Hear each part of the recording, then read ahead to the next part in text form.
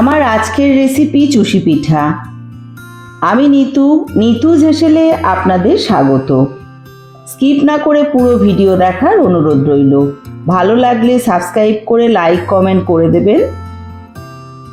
আমাদের পিঠা বানাতে প্রথমে কড়াইতে 2 কাপ জল দিতে হবে। হাফ চামচ লবণ,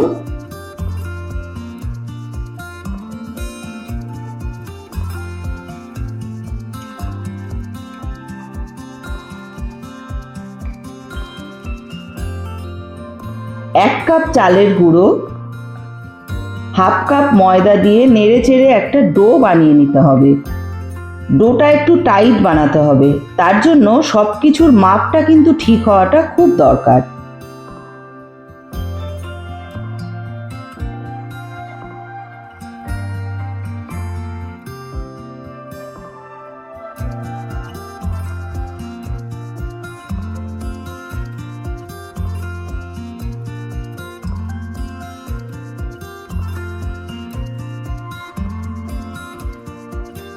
ডো রেডি হতে থাক, এই ফাঁকে অন্য গ্যাসে 1 লিটার দুধ বসিয়ে ফুটিয়ে ঘন করতে থাকবো।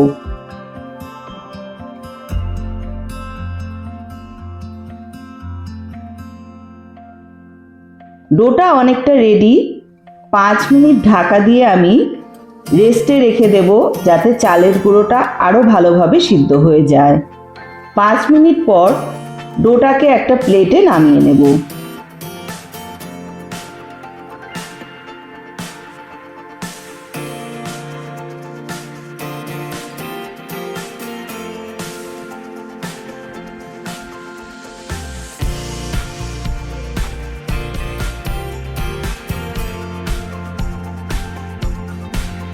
হাতে চালের গুঁড়ো নিয়ে ভালো করে একটু মেখে নেব।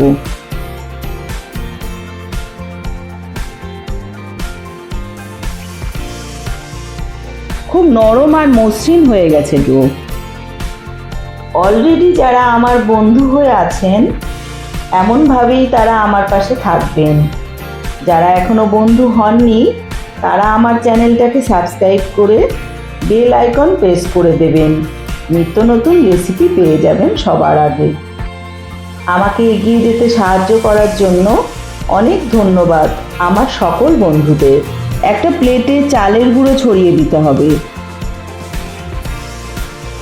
ডো থেকে ছোট ছোট বল বানিয়ে বাকিটা ঢেকে রাখবো, না হলে শক্ত হয়ে যাবে।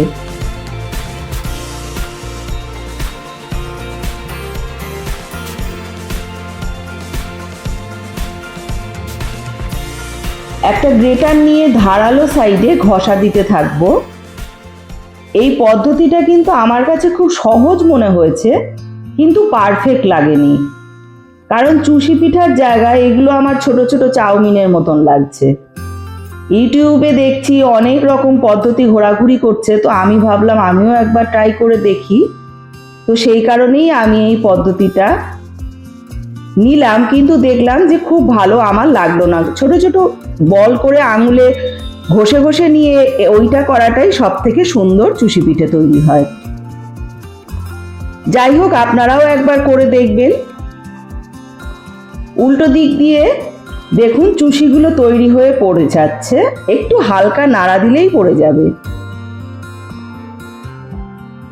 একইভাবে সব পিঠা বানিয়ে নিতে হবে। এদিকে দুধ অনেকটা ঘন হয়ে এসেছে। 1 কাপ পরিমাণ নলেন গুড় দিয়ে ফুটিয়ে নিলাম।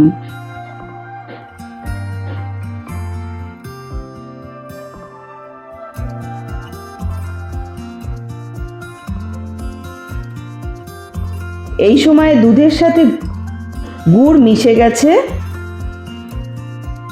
চুষিগুলোকে এবার আমি ছেড়ে দেব।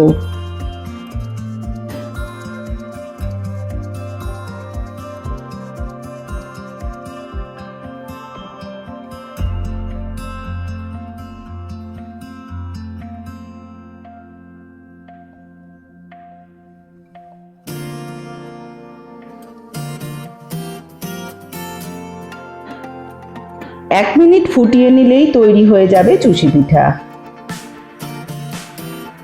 একটা বাটিতে নামিয়ে নিলাম। গরম ঠান্ডা যেমন ইচ্ছে তেমনই খেতে পারেন, খেতে কিন্তু সুস্বাদুই লাগবে।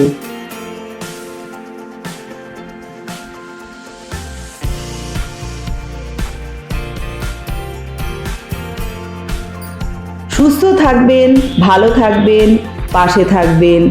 আমি নিতু, আবার আসছি পরের রেসিপি নিয়ে।